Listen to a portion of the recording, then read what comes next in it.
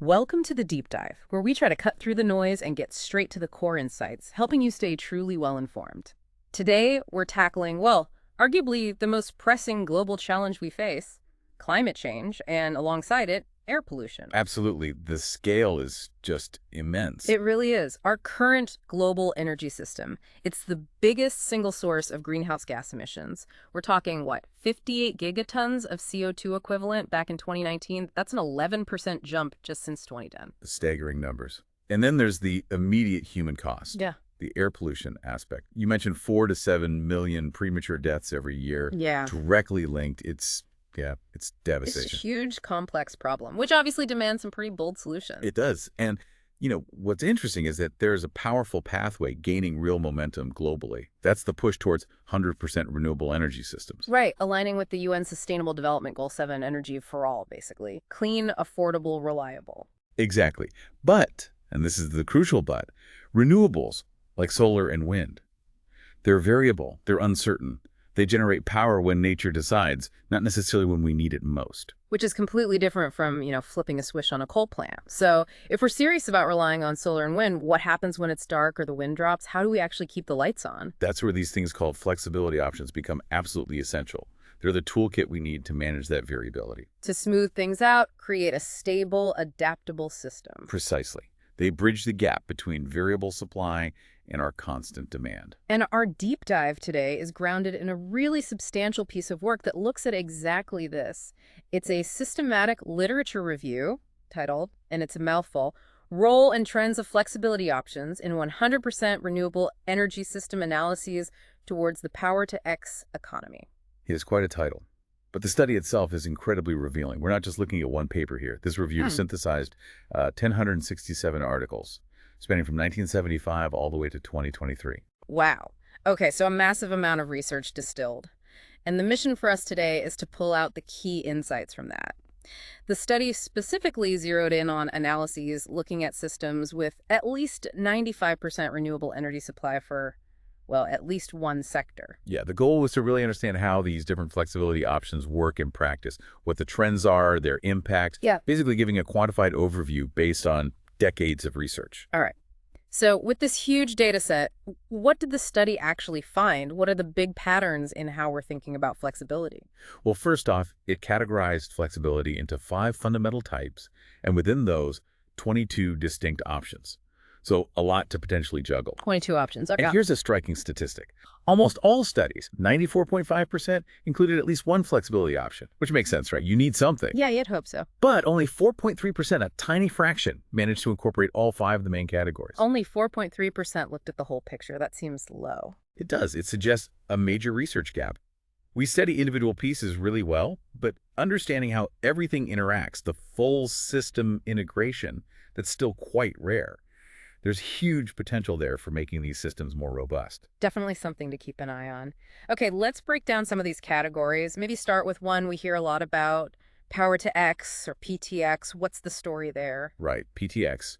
Think of it as sector coupling. You take clean electricity, and it must be clean, renewable electricity for this to make sense climate-wise. No fossil fuels, no dodgy nuclear in the mix. Exactly. Green electricity, and you use it not just for traditional power needs, but you convert it, transform it for other sectors, like using it to create hydrogen for transport, or synthetic fuels for planes, or even just providing heat. So breaking down those silos between electricity, heat, transport, industry. That's the core idea. Use that versatile renewable electricity everywhere. And the study found that e-hydrogen is, well, the clear favorite in the research. It appeared in 46% of the articles. Almost half. That's significant. Very. It shows a real focus on hydrogen as a cornerstone. E-methane was next, but quite a bit lower at 19%. Then you have others like Fischer-Tropsch, e-methanol, both way down at 3%. And what about things like heat pumps, using electricity for heating? Oh yeah, very prominent. Yeah. Heat pumps were in 32.1% of studies. And electric heating in general, especially for district heating, was also significant. What about trends over time for PTX? Well, before about 2013, it was pretty niche. But from 2014 onwards, you see a definite growing focus on PTX technologies. And there's a cool little side story with e-methanol. Oh. It was actually discussed way back in 1978, Yeah. but then it sort of fell out of favor, overshadowed by hydrogen and methane research. Recently, though, it's seen a bit of a rediscovery, which just shows how these priorities can shift. Fascinating. Okay, so that's transforming power. What about just storing it? For when the sun isn't shining or the wind isn't blowing, energy storage must be massive. Absolutely fundamental. It's seen as totally critical for balancing supply and demand in a renewable heavy system. And I'm guessing batteries are leading the pack here. You guessed right. Batteries dominate the discussion, covered in 60% of the studies analyzed, which, reflects the falling costs and the performance improvements we've seen. Makes sense. What else is big in storage? E-hydrogen storage comes next at 45.5%. So linking back strongly to PTX, then pumped hydro-PHES at 29.8%. The old reliable pumping water uphill? Pretty much. And then you have others like thermal energy storage, TES, vehicle-to-grid, VTG, using EV batteries, and compressed air energy storage, CAES, which was actually the least studied, only 9.7%. And the trends in storage research. We definitely see a wider variety of storage types being explored from around 2009 onwards. But similar to the overall flexibility categories, integrating all storage options is rare. Get this, only 2 articles, both very recent from 2023, actually numerically included all 7 identified storage types. Wow. Again, that silo effect seems pretty strong. Lots of focus on individual technologies, less on the combined system. It really points to a need for more holistic analysis, understanding how different storage types can complement each other, short-term, long-term, different costs, different capabilities. Okay, so we can transform power, we can store it. But how do we move it around, especially from, say, windy coastlines or sunny deserts to the cities where most people live? That's the grid, right? Transmission and distribution, T&D. Exactly. The T&D grid is crucial for flexibility. It lets you balance generation over huge areas, share power between regions or even countries, and connect those remote renewable resources. And how often do grid considerations pop up in these studies? Quite a lot. 45.7% of articles feature T&D aspects. That makes it the second most common flexibility option considered overall, just after batteries. And has that always been the case? Well, grids have been part of the research since the late 70s, but they really surged in prominence in these 100% RE studies from about 2014 onwards. What changed around 2014? A big part of it was the improvement in energy system models. Around 2013, models started getting much better at handling multi-node analysis, basically simulating power flows between different points or regions on the grid, even internationally. That allowed for much more sophisticated grid planning and analysis within these renewable scenarios. Got it. Okay, now, for something that sounds odd, curtailment. Just deciding not to use available renewable energy. Why would we do that? It does sound counterintuitive, doesn't it? Like throwing away free, clean energy. Curtailment means intentionally reducing output from wind or solar when supply is higher than demand, or when the grid physically can't handle any more power in a specific area. So it's like hitting the brakes on a wind turbine even if it's windy? Essentially, yes. And while it's often labeled undesirable because you are losing potential sustainable generation, it's sometimes necessary. The study found it discussed in about a quarter of articles, 24.7%. But what's the upside? Why accept that waste? It's often about overall system cost effectiveness. Sometimes, allowing a small amount of curtailment is cheaper than building massive amounts of extra storage or reinforcing grids just to capture every last electron during peak generation moments. It's an economic trade-off to integrate high shares of variable renewables more affordably. Okay, that makes sense. A pragmatic choice, even if it feels a bit wrong. So we've covered big infrastructure, storage, grids. What about us, the consumers, businesses? Demand response or DR? Yes, harnessing flexibility from the demand side. DR is about shifting when electricity is consumed, usually in response to signals like high renewable availability or electricity prices. Think smart thermostats, industrial processes adjusting schedules, or Smart EV charging. Charging your car when power is cheap and green. exactly, that's a classic example. Yeah. But despite its potential, the study found DR was the least frequently included flexibility method. Only 14% of articles. Only 14%. That seems surprisingly low given how much potential you hear about. Why so little focus in the research analyzed? Well, the benefits are clear. It can save participants money, lower overall electricity prices, and definitely help grid reliability. But it faces some real hurdles. Like what? A big one is the lack of mature market mechanisms to actually reward that flexibility fairly. How do you properly pay someone for not using power at a certain time? Plus, sometimes traditional power companies haven't been fully supportive, as DR can compete with their own generation assets. Incumbents potentially slowing things down. It can be a factor. And then there's just people. Yeah. Consumer behavior isn't always predictable or purely rational when it comes to optimizing energy use. So while the potential is huge, it's still a relatively immature area compared to, say, building batteries or grids. And getting it right involves navigating policy, markets, and psychology. Okay, so lots of different pieces to the flexibility puzzle. Stepping back a bit, did the study show any geographical patterns? Where is research into these options most concentrated? Yes, definitely. Europe emerged as the clear leader. Far more studies focused on Europe as a whole or specific European countries as their case study compared to other regions. Why do you think that is? Just more research funding or policy focus there? Likely a combination of factors. Ambitious renewable energy targets, strong research networks, early adoption of certain policies. After Europe, studies with a global scope and those focused on the Americas were the next most frequent.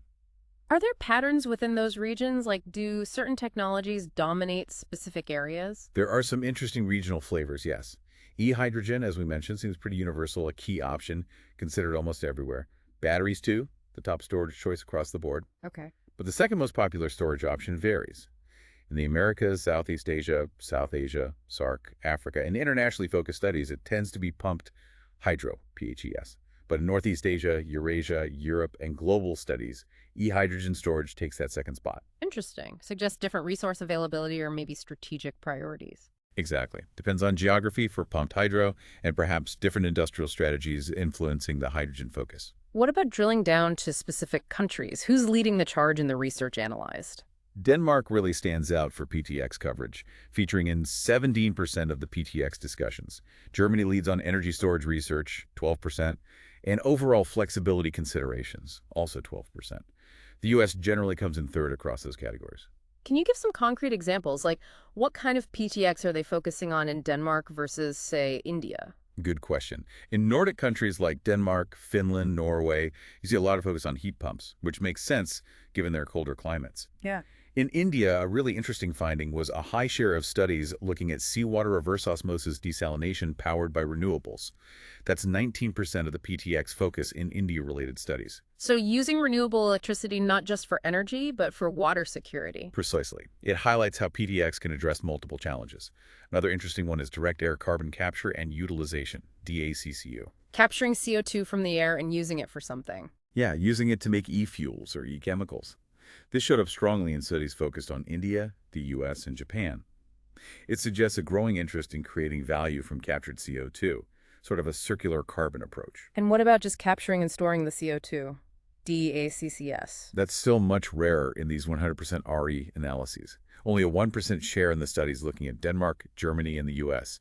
The focus seems more tilted towards using the CO2 right now, rather than just permanently burying it, at least within the scope of these studies. Fascinating. And storage examples within countries. Anything beyond batteries being dominant. Batteries are definitely the main story almost everywhere. One thing that stood out, though, was vehicle-to-grid, V2G.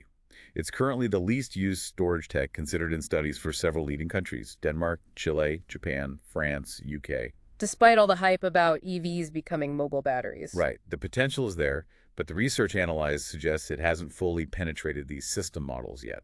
But, everyone expects that to change dramatically as EV adoption skyrockets and the grid integration technology matures.